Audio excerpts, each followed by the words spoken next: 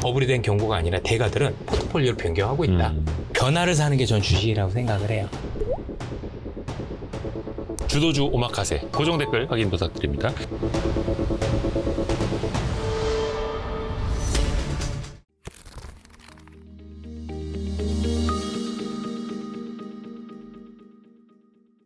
중요하네요. 그럼요. 근데 여기서부터 또 중요한 문제가 나옵니다. 자, 이번에는 캐파입니다. 네. 항상 우리가 과거에 봐왔던 반도체는 호황, 설비 투자, 증설, 또 불황 한번 오고 세게 적자 좀 맞고 그 다음에 또 다시 이거 뭐라고 합니까? 공급 축소해놨다가 감산했다가 나중에 또 가격 올라가면은 또 그걸로 벌고 이거 반복이었잖아요. 그렇죠. 그럼 우리가 기계적으로 패턴에 따라서 이번엔 그럼 D램 증산하지 않나요? 캐파 증설해야 하지 않나요? 이런 질문이 나올 거 아니에요? 증설을 해야죠. 예. 네. 증설을 해야 되는데 어느 정도 규모를 할 거냐 이게 되게 중요하겠죠. 그래서 이제 지금 삼성전자나 SK하이닉스, 마이크론도 그렇지 이제 굉장히 고민이 많죠. 이 부분에서 어떻게 이제 증설을 해야 될지. 그래서 지금 여러 가지 시나리오를 놓고 그러니까 지금 시장에서 보면 뭐 뉴스들이 나오잖아요. 뭐 삼성전자가 뭐 역대급 투자를 한다 이런 뉴스가 나오고 또 한편에서는 오히려 투자 규모를 굉장히 적게 한다. 상반된 막 뉴스들이 나오죠. 네. 헷갈려요. 네, 헷갈리죠. 예. 네. 그 이유는 지금 메모리 공급사들도 아직 결정을 못한 겁니다. 그러니까 왜 네. 특히 반도체 장비주 투자하시는 분들이 이제 증설 사이클 온다. 네. 그래서 장비주다라고 하시는 분들이 있고 네. 이제 과거와 같은 증설은 없다. 네. 라고 하시는 분들도 있고 어느 장단에 춤을 춰야 돼요? 이게 이런 새로운 계약 구조가 처음이잖아요. 예. 그러면 이게 사실 IDM, 그러니까 메모리 공급사 업체한테는 굉장히 유리한 구조는 맞아요. 그렇죠. 예, EPS가 이익 올라가니까. 예, 안정적이고 그리고 멀티플도 올라가죠. 예. 그런데 이게 소부장주 투자에는 좋은 거냐? 이게 좀 애매해지는 거죠. 그러니까 예전에 우리가 소부장주들한테 시장이 환호했던 거는 네. 너무 수요가 좋으니까 막 메모리 공급사들이 막 얼마나 증설. 투자할지 몰라요. 그 시장에 우리가 캡이 없다라는 걸 이야기하죠. 그래서 뭐 우리가 지금 수주는 뭐 1,000억 받았는데 내년에 3,000억 수주 받을 것 같습니다. 왜냐하면 고객사가 라인을 기존에 8개에서 몇 개, 수십 개로 늘린대요. 막 이런 이야기들이 나오잖아요. 네네네. 그러면 그 기대감으로 막 소부장주 그쵸. 지르죠. 날아가고. 이제 그런 게 없어지는 거죠. 많이 왜냐면- 달라졌어요. 네, 왜냐하면 고객사들이 주문한 양이 딱 보이잖아요. 주문을 받고 투자하잖아요. 네네. 그러면 이제 캡이 딱 보이잖아요. 아까 그 파운드리처럼 네, 선주문. 맞습니다. 그러면 저거 대충 그러면 역산으로 들어가면, 그러니까 버블이 왜 일어나냐면 버블이 일어난 이유는 저게 어디까지 올라갈지 모르니까 버블이 일어나는 건데 소부장주에 대해서 이제 어떤 매출에 대한 캡이 보이는 거죠.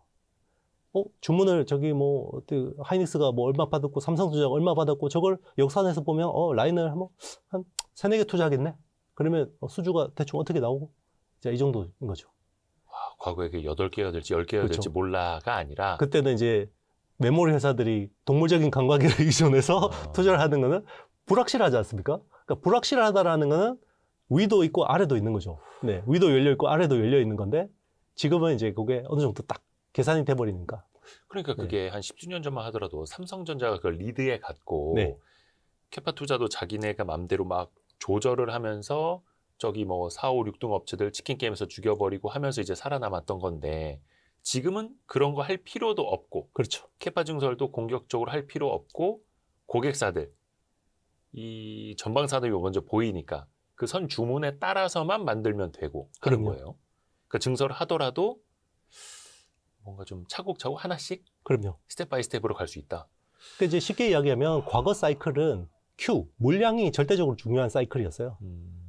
그런데 이제는 물량, Q보다는 이제 P, 가격이 중요한 사이클이죠. 아하. 그래서 이제 반도체 투자하시는 분들은 특히나 이제 대형 반도체 투자하시는 분들은 저는 이제 일단은 내년까지는 업사이클을 보는데 지금은 빗 그로스보다는요, 그러니까 물량보다는 ASP가 중요해요. 평균 판매 가격. 네. ASP가 꺾였다 그러면 주가가 굉장히 안 좋을 거고요. ASP가 지금처럼 계속해서 급등한다 그러면 주가는 좋을 겁니다.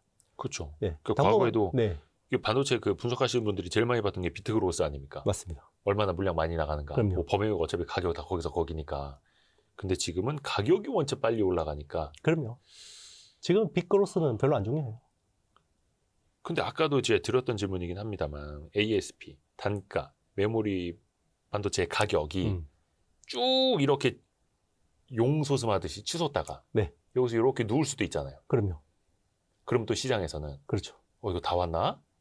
하면서 또 주가는 먼저 빠지지 않을까라는 걱정? 아마 그럴 겁니다. 앞서가는 걱정? 네. 아, 그럴 거라고요? 네. ASP가 꺾이면 당연히 주가는 조정받겠죠. 그래서 지금 조정받는 거예요? 근데 아직 매물가가 아닙니다. 계속 그 올라가잖아요. 11월에 빠진 거는요. 예. 그 이슈는 아니에요. 그러니까 반도체 주가 그러면 11월에 왜 빠졌냐면 네. 그 주가라는 거는 결국 실적 곱하기 기대감의 그렇죠. 곱이잖아요. 예, 예. 그러면 EPS를 봐야 되죠. 그러니까 반도체 EPS는 11월에도 계속해서 우상향했어요. 전망치가. 내년에 대한 전망치들 네네. 계속 우상향했는데 네. 그럼 왜 빠졌냐? PER이 빠진 거예요. 멀티플이 빠졌다고요? 네, 멀티플이 빠진 겁니다. 근데 멀티플을 보는 거는 그 산업의 내재적인 이유도 있지만 네. 외부 유동성 환경이 중요하죠. 시장 환경? 네. 그래서 금리가 갑자기 인하할 것처럼 하다가 안 할 것처럼 하니까 그것 때문에 멀티플이 빠진 거지 반도체 산업에는 전혀 문제가 없었어요. 또 마치 미국에서 뭐 네. AI 거품로 이런 거 이렇고. 그러면 그 AI 거품론은 제가 보기에는 전혀 중요한 건 아니었던 것 같고 그거는 이제 빌빙이 된 것 같고 오히려 이제 연준이 금리 인하 그때 패드워치 기준으로 보면 원래 12월 금리 인하가 거의 뭐 90%대 수준이다가 그때 뭐 리사 쿡이나 이런 그 매파들이 이야기를 이런데, 막 하기 예. 시작하니까 그게 금리 인하 가능성이 30%까지 떨어졌잖아요. 그 그게 뒤로 이제 아니야. 또 비둘기파들이 또 막 코멘트를 하니까 그쵸. 지금은 이제 또 80%까지 올라왔죠. 이제 금리 그게 인하 확률. 네. 그게 이 변수였고 그리고 이제 미국이 그 정부 셧다운 됐잖아요. 그게 결국 그 미국 정부가 셧다운 되면 단기채 시장에 굉장히 영향을 줘요. 네, 네. 단기 그렇죠. 자본 조달이. 네, 그게 유동성에 영향을 준 거예요. 네. 아니 그러면은 네. 아까 말씀 중에 AI 거품론은 메모리 반도체 업체들 주가에는 사실상 별 영향을 못 미친 것 같다라고 분석해 주셨는데 네, 그렇죠. 뭐 시장 심리에는 영향을 준 거죠. 네. 그게 네.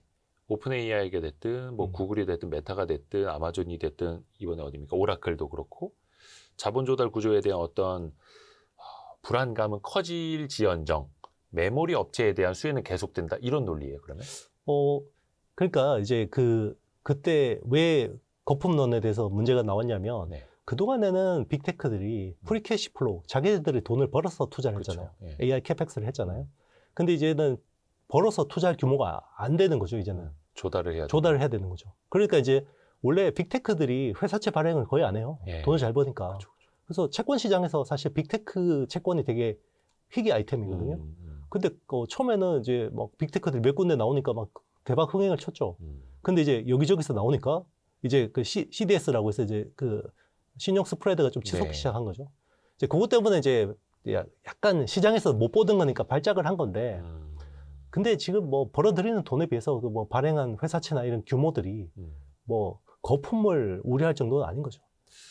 그러게요. 네. 그래서 AI 거품은 또 필연적이라고 보는 거고, 요 AI 거품론에 대해서는요, 그 솔트룩스 이경일 대표님 얼마 전에 저희 오셨었는데 그 영상 꼭 보십시오. 그 인사이트가 정말 많습니다. 근데 또 가야 하는 길, 네. 앞에서도 말씀해 주신 것처럼 군비 경쟁, 생존 경쟁이니까 메모리 반도체 업체에서는 어찌됐든 가는 거고 아무나 이겨라 가는 거고. 그럼요. 빅테크들이 왜 회사채 발행 안 해다가 회사채까지 발행해서 지금 투자를 늘리겠어요. 군비 경쟁이니까. 그러니까 이제 본 적 없는 상황들이 나오는 거고 이게 이제 버블로 가려면 그 빅테크들이 회사채가 나왔는데 발행이 안 돼야 되죠. 아하, 채권 시장에서 돈이 조달이 안 될 경우에는 그렇죠. 그게 거품일 수 있죠. 미매각, 네. 미발행 이렇게 그렇죠. 근데 지금 뭐 청약 미달 250억 불 발행하는데 뭐 1250억 불씩 모이는데 이게 어떻게 거품이냐는 거죠. 미국 국채보다 경쟁률이 높네요. 그렇죠. 미국 국채보다 금리가 낮아요. 마이크로소프트 같은 경우는 회사채 금리가 미국 국채보다 낮은데 이게 어떻게 버블이라는 거죠. 말이 안 되는 거예요. 아하. 네. 그리고 거의 마이크로소프트 정도면 트리플 A 이렇게 신용 등급 그렇겠죠. 네. 거의 국가 신용 등급. 네네. 하기상 뭐 미국이 신용 등급이 안 좋으니까. 미국. 그렇죠. 저는 미국 빅테크가 미국 정부보다 저는 신용 등급이 높아도 전혀 무방하지 않다고 생각합니다. 아, 좋습니다. 근데 이게 이제 우려되는 게 또 하나 뭐냐면 군비 경쟁이라고 표현해 줘가지고 요즘에 방산주가 좀 조정 많이 받지 않았습니까? 그 휴전. 네. 물론 이제 인류의 평화를 위해서는 당연히 휴전이 좋은 건데 방산주인 휴전이 거의 이제 내게는 너무 아픔이었네 이렇게 되는 거죠. 그러면은 AI 군비 경쟁도 네.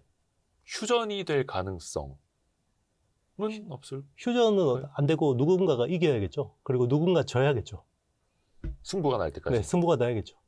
와. 쉽게 이야기하면 그런 거죠. 우리가 모바일 혁명 시대 때 했을 때 예. 애플 iOS가 있었고 구글 안드로이드 OS 우리는 이야기하지만 네. 그 전에 얼마나 많은 OS가 있었어요. 삼성 윈도우 모바일도 있었고요. 바다였나? 그럼요. 뭐 있었잖아요. 윈도우 모바일도 있었고 파이어폭스도 있었고 삼성의 바다도 있었고 네. 그 애들이 다 전쟁에서 진 거죠. 결국 안드로이드가 장악한 거고요. 그래서 연합군족은 안드로이드가 장악한 거고 네, 그 제국군은 iOS가 장악한 거죠. 그런 식으로 이제 승부가 나는 겁니다. 시간이 지날수록. 그럼 AI는 지금 구글 제미나이가 안드로이드가 될지 누가 iOS가 될지 모르죠. 그래서 목숨 걸고 싸우는 거고. 그럼요. 결국에는 승자가 나올 때까지는 계속 될 수밖에 없다. 그럼요. 누군가 AGI를 아주 기깔나게 잘 만들어서 그게 AI 시대의 OS가 된다 그러면 네, 이제 어느 정도 판가름 날 수 있겠죠. 그러니까 강인공지능 시대가 네. 먼저 누가 그걸 만들어 가느냐. 그럼요. 그때까지. 그렇죠.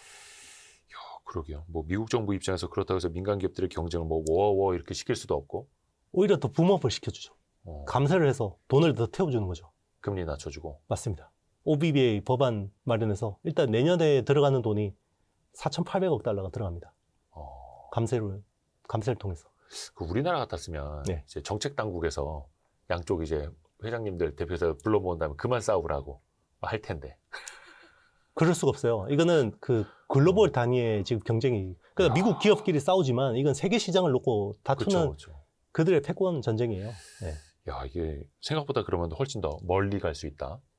그렇죠. 뭐 끝이 어디가 될지는 모르죠. 뭐 빨리 끝날 수도 있죠. 뭐 누군가 AGI를 개발한다 그러면 이제 게임 끝났네 그럴 수도 있겠지만 제가 보기에는 AGI 개발이 되려면 적어도 몇 년이 더 필요하지 않을까요? 네. 그러면 이번 사이클은 반도체 입장에서 보면은 높은 사이클이기도 하지만 긴 사이클이기도 하다.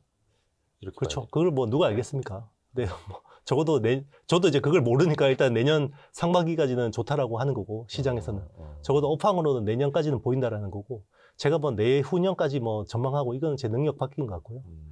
그래서 적어도 내년까지는 좋은 것 같다. 그래서 뭐 내년까지 업황 좋으면 주가로는 내년 상반기까지 좋다. 이렇게 그렇죠, 보는 거죠. 그러니까 결국에는 또 그 앞단을 보려면 이 빅테크들의 투자, 네. 그 투자 행태, 속도, 네. 정도가 늦춰지진 않는지, 낮아지진 않는지 계속 체크하면 될 테고요. 사이클이 점점 후반으로 갈수록 그게 더 치열해져요. 원래 그렇잖아요. 전쟁도 끝나기 전에 그죠. 우리도 한국 전쟁도 그 휴전 직전이 예, 제일 치열하고. 고지전 하느라고 뭐 러시아 우크라이나 전쟁도 끝나기 비슷하고. 전에 정말 치열하게 싸우잖아요. 그럴 때는 이제 훨씬 더 많은 군수 물자가 필요하죠. 오, 이거 되게 재밌다. 네. 치열하고. 낸드 플래시 좀 여쭤볼게요. 네. 낸드 플래시 수요도 엄청나게 급증했다 하더라고요. 네. 내년에는 낸드 수요가 올해보다 20% 가격이 높아질 거라는 이런 전망도 나오고 있고, 그러면 낸드 수요 확대 역시 D램이랑 그 이유는 똑같아요? 똑같습니다. 서버 쪽에서 이제 그러니까 그동안은 우리 그 2023년부터 주가로 보면 업사이클이 시작됐는데 네. 23년, 24년, 25년 상반기까지 놓고 보면 낸드 플래시는 AI 사이클에서 철저히 소외됐죠. 네. D램만 좋았죠. HBM 좋고 뭐 서버 D램은 좋았는데 맞아요. 낸드 플래시는 소외됐다가 그러면 왜 올 하반기부터 낸드가 난리냐? 자, 제가 올 상반기까지는 AI 서버가 중심의 사이클이라고 했고 네. 제가 8월부터 일반 서버향 주문이 나오기 시작했다고 그랬잖아요. 네네네네. 근데 AI 서버에 들어가는 낸드 플래시는 원가 비중이 2%밖에 안 돼요. 네. 그러니까 10억이면 낸드 비중은 2천만 원밖에 안 돼요. 그래요? 네, 뭐 2%밖에 안 돼요. 하드디스크 갖다 낍니까? 아니요. 그 SSD를 쓰는데 그게 그 HBM이나 이런 것처럼 비싸지가 않으니까. 네. 근데 일반 서버 같은 경우는 그 ESSD 비중이 12%까지 늘어요. 일반 서버에서요? 네, 일반 서버에서는. 상대적으로 네. 다른 비용은 높지 않고 네. 이 SSD는 조금 더 비싸니. 네. 그렇죠. 왜냐하면 AI 서버는 뭐 이거 서버 하나에 뭐 블랙웰 GPU 대량으로 들어가고 예. 그리고 뭐 HBM 엄청 들어가고 뭐 이러니까 그 스토리지 비중이 사실 상대적으로 적은 거고요. 그 GPU가 너무 비싸니까 상대적으로. 그렇죠. 일반 서버는 보통 이제 뭐 7,500불에서 1만 불 정도 하는 거니까 그 AI 서버에 비해서 뭐 한 10% 이밖에 안 되잖아요. ASP가. 네네네. 근데 이제 거기에 스토리지 비중은 엄청 큰 거죠. 아, 근데 그거를 아까 말씀해 주신 것처럼 AI 학습에서 추론의 영역으로 가면서 일반 서버 네. 훨씬 더 많이 투자를 해야 하는데 네. SSD에 대한 수요도 같이 이제 높아질 수밖에 없는 거고 맞습니다. 그러다 보니까 또 이제 가격도 뛰는 거고 그렇죠. 그러면 이제 낸드도 그러면 공급이 부족해? 이거는 많이 이제 공급을 못 늘려놨었어요, 이거 역시? 지금 당장은 공급이 부족한데요. 예. 사실 낸드는 공급을 좀 조절해서 온 측면이 있어요. 그동안에 이제 이게 워낙 업황이 안 좋으니까 공급사들이 그러니까 라인을 풀 가동을 안 하고 있었어요. 아하. 네. 그래서 이쪽은 신규 투자를 지금 이야기도 안 하고 있죠.